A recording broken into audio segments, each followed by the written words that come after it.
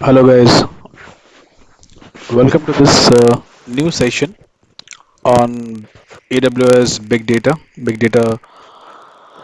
session, Big Data training.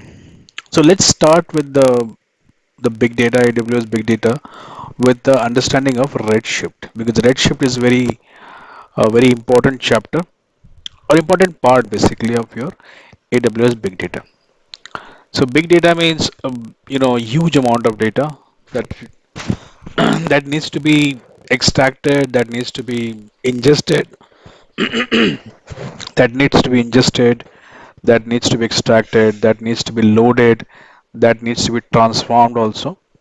So the lot of things are there when you talk about the big data thing. So when you talk about AWS big data, AWS data analytics part, so Redshift is a key. Redshift is a basically uh, it's a data warehouse from Amazon. It's a cloud multi-tiered data warehouse solution from Amazon. Now, Amazon Redshift uses SQL to analyze the structured and semi-structured data across the data warehouse. But it uses SQL, but it is not used SQL to transfer the data from and to data warehouse, the Redshift. So basically, Redshift is inspired by the PostgreSQL. Maybe you might have heard about PostgreSQL. So PostgreSQL, it's a database. It's a open source SQL database.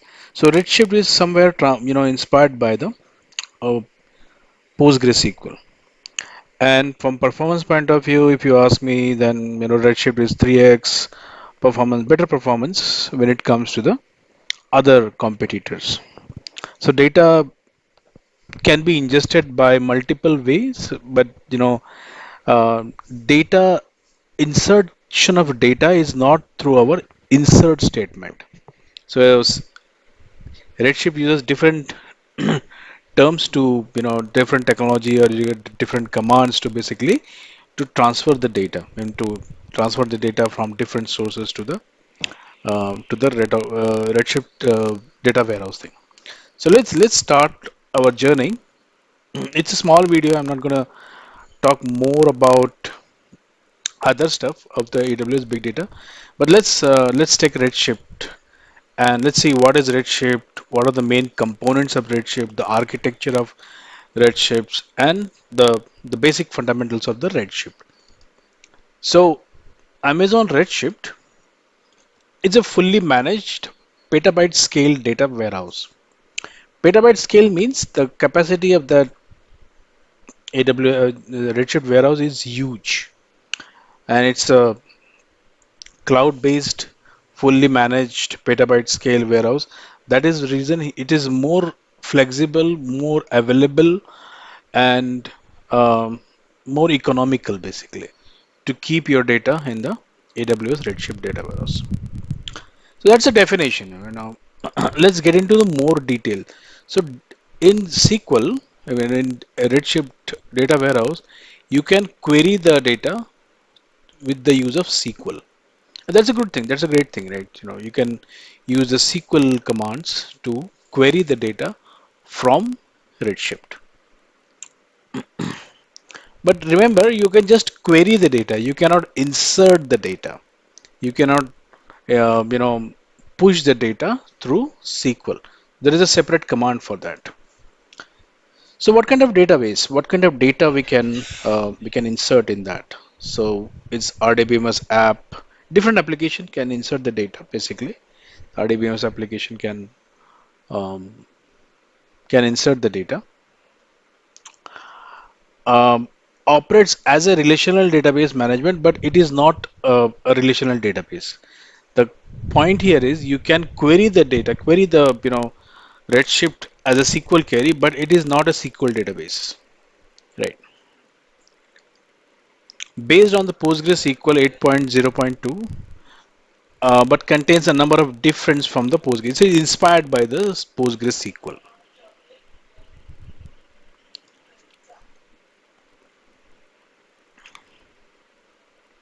So data can be pushed from various different sources. That sources can be CSV, that sources can be S3 bucket, That sources can be any existing application. That sources can be streaming also. So there are different sources from where you can get the data. Once you get the data, once you get the data in S3, in Redshift, the first thing that you do is data cleansing. Data cleansing means making sure that there is no duplicate, there is no, the data consistency. Basically, you are checking the consistency of the data. So that is called all data cleansing. That the steps are called data cleansing. That will be performed by the Redshift. Now the second part is extraction, transform, and load. So let's try to understand what you mean by extract. ETL term is normally very common, but if you're totally new to this AWS Redshift or AWS Big Data, then let me explain you that extract, what do you mean by extract, and then we'll learn transform, and then we'll learn load. So let's see what do you mean by extract. So extraction means different sources, like it's for example, online, mortar system, legacy system, Salesforce system. So all these sources, these are the data sources from where you are taking the data and keeping it in the staging platform, the staging part. What do you mean by staging now? But why we are keeping the staging? So staging means intermediate thing, means it is not, data is not yet reached to the final destination. That is called the staging part. And then the transformation part is something you are changing the, you know, you are applying some rules, or you're applying some transformation. For example, the Spark transformation is there. That Spark transformation, the Spark transformation will do it will, try to find aggregates, like how out of 100 people, how many people got a US visa. So that kind of thing, the aggregation and the selection criteria, those things, that process is called transformation. You transform the data, and then once you are done with the transformation, then you can load the data. So that is called loading. So loading a data to data warehouse, to Redshift data store, Redshift data warehouse. So Amazon Redshift cluster. When you talk about Amazon Redshift, it's a cluster. Now definitely cluster means definitely it's not only one server, and obviously this kind of a setup, this kind of a petabyte setup cannot be handled by a single server. So we have multiple servers in the cluster, but it is not a group of servers that will make a Redshift cluster. But the important part is the loader node, a leader node basically, and then there's a compute node, and there's a database. So the database, it's a location of your data, but the compute node is the one who will actually do the computing, and the leader node is the interface for your Redshift, and this is called the Redshift engine. This part is called Redshift engine. So the flow is something like this. The third party application will connect to the leader node. The leader node will send the queries to compute node, and compute node will do some parallel processing, massive parallel processing on the data which is stored here, and get the data, get the output, or get the transformation, or whatever the data you want to send. They send the data back to the leader node, and the leader node will send it back to the application. So this is the very high level thing. So leader node, you need to remember, compute node, and the database. So definitely for leader nodes, some specification should be there. Some compute node, definitely compute node means a lot of CPU power, memory power should be there. So we have a different type of compute node. The configuration, like for example, your uh, the CPU and the memory stuff that is required for you to execute uh, multiple executions in parallel. So these are the external apps, they are connected to leader node. So that is the first, your interface is a leader node. So these things normally ask the interview that, can me explain me the Redshift architecture. So Redshift architecture, the first thing that Redshift stands for is a massive parallel processing. So the compute node, if you see the compute node are, divided into the slices, and these slices hold the data. And the hold the data means hold uh, the processing. The slices are there to process the data. If you have more slices, then you have more parallel processing can be done.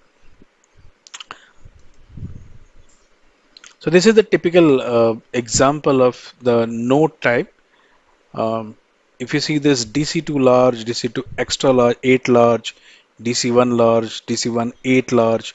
So the CPU, number of CPU, number of RAM, default slice per node, storage per node, node ranges, and total capacity. So these are the node that will do your actual job for processing your query.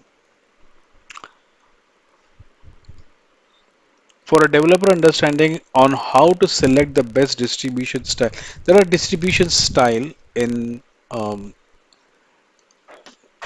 in the compute node. How we get the distributed, how the node slices get distributed. There's a there's a fundamental behind that. We will cover those things on our main training. But understand the concept behind the high level overview of compute node and leader node. So the leader node is it's your interface for your Redshift. All the application will connect to the leader node, and from leader node it will go to the compute node. And how we connect to the leader node? Through ODBC and JDBC, you can connect all your application, analytics, business, or BI, BI applications. All these applications, BI are connected with the ODBC and JDBC. So Amazon Redshift is extremely powerful when it comes to the analytics, the different tools which Amazon Redshift support that provides a 3x faster performance than the cloud data warehouses. And why it is faster, that also we will see. What are the secret recipe of Redshift? See, the secret recipe for the Redshift is the massively parallel processing. So compute node, if you see the compute node, so if you go for any simple SQL statement, that's called insert. That insert comes in the batch form, and when that comes in the batch form, it will get executed only in the one node.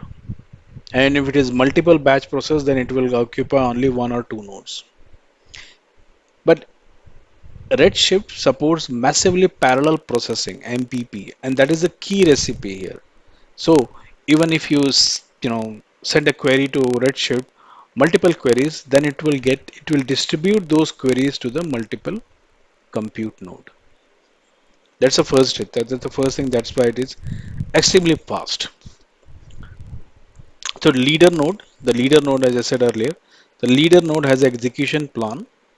So leader node will execute the thing which are the plan, and then it will execute those things on multiple compute node parallelly. So that will increase the performance. Now what's next? What's next is a next thing is very common and very powerful thing, that is a columnar store.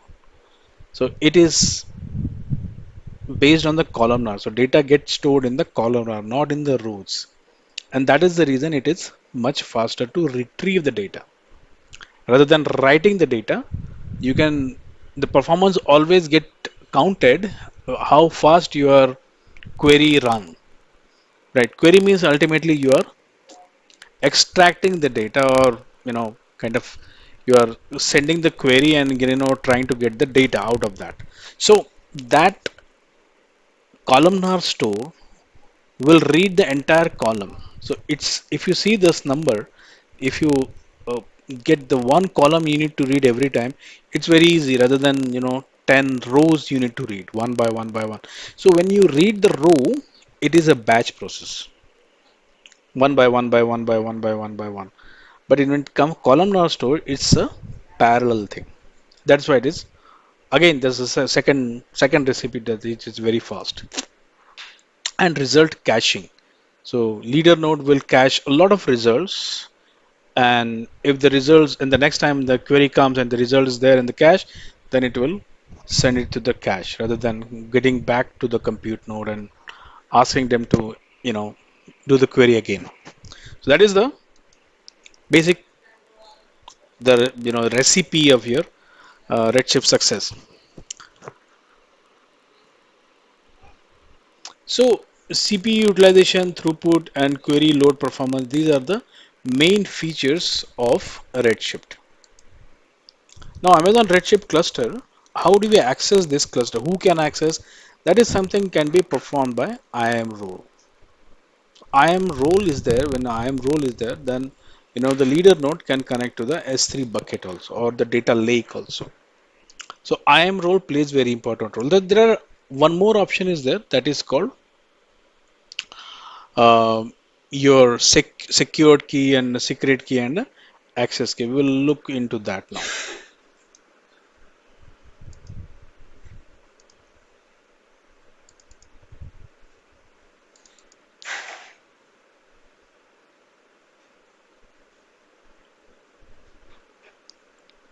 Now coming back to the Redshift, our Redshift command that will be using to you know insert the data into the Redshift cluster. So there is no insert command. So the command that we use to insert the data is the copy command. So if you see there's this Redshift cluster, I mean Redshift warehouse, the columnar database with the shared nothing architecture that does massively parallel processing. That's a key. This is more columnar store than your row-based thing. That's main thing. That is why it is much faster than any other data warehouse solution. The Redshift should not be treated like a relational database. Always remember, you can run the query, but it is not treated as the SQL database. It's a large-scale data analytics and not for individual transactions. So it is designed for a large-scale data analytics platform and not for your small database with the SQL database. Again, I said insert will not work here. The only thing that will work here is the copy command. And the copy mean how we can insert the data from the copy command is something like this. So copy will read the manifest file or simple copy command. The syntax of that copy command is something like this.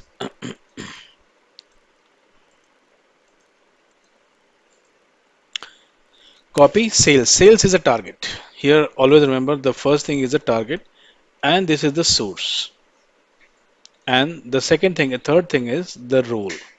So there are three things which are required to insert the data. One is the sales, one is the target, source, and IAM role.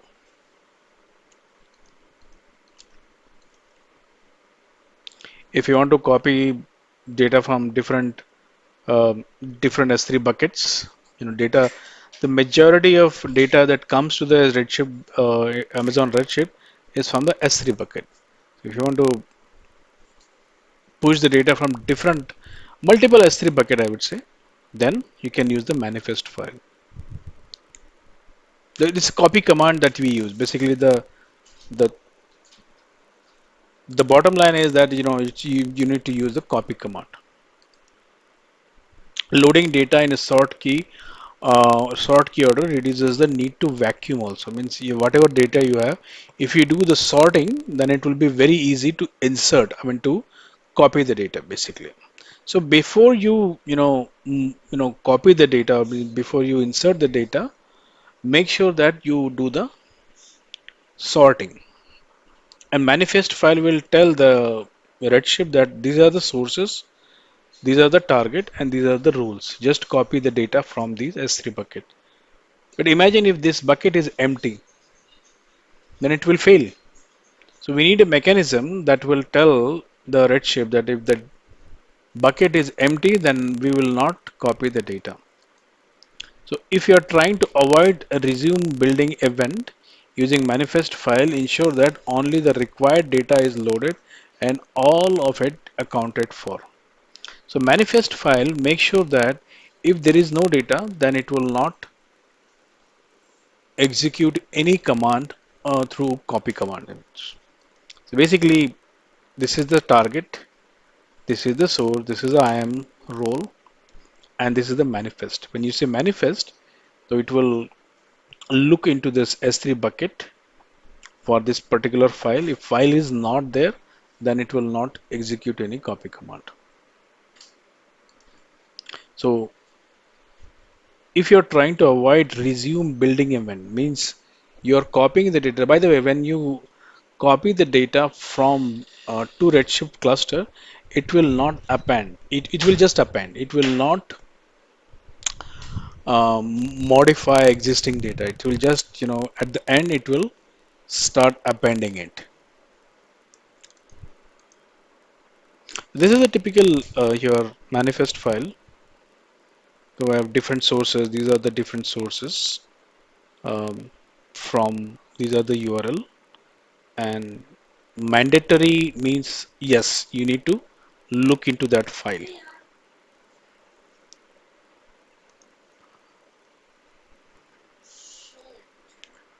These are the typical features of that. Source data can be in multiple format from multiple data source. It will manage data transformation. It can control access to the loading data. It manages the load operation also. So remember guys, one thing, that copy command is the main command for the Redshift. We'll do the lab also in our next session. We will do the. I'll show you how we do the copy command, copy in Redshift. But this is just a fundamental training about that. So this is the source and this is the target. When you copy the data to target, it will append. It will not insert in particular row. It will go in the last line and it will start appending it. So the problem here is, if you have a source data, I mean the target data has some source data, then there is a chance for the duplication also. So how to manage that duplication, we will see that. But see, these are the different sources from where you can get the data to your Redshift. One is your EMR cluster, one is your DynamoDB, one is your EC2 instance, and one is the SSH keys. So SS for S3 bucket, the from condition would be something like this. If it is EMR cluster, then this is something like this. We'll cover the EMR cluster in our big data training in classes, so don't worry about that. SSH means if the source system is a Linux system and you are sending the data from Linux system, so you need to have a manifest file. In that manifest file, you need to mention the IP address of that system so that it will connect to that system and start sending the data. So as I said earlier, there are two things, two options are there. One is IAM role or access key and secret key. Access key and secret key is not a secured way to manage it, because we need to share those access key and secret key, and that is the reason Amazon is and AWS is basically recommending the IAM roles. So here, if you see compute date, max errors, no load, so these are the features of your copy commands. The different things that you are doing that from the copy command. So use no load to check validity of data file without actually loading the data. Something like your Terraform. You might have heard about Terraform check, right? So that is something like that. So these are the checking features. These are the features of your copy command. Now, as I said earlier, there can be chances that data get duplicated also. So how to manage the duplicate data? It's a upserding. The upserd command is there. Through that you can manage. So that's it for today. We'll connect tomorrow again.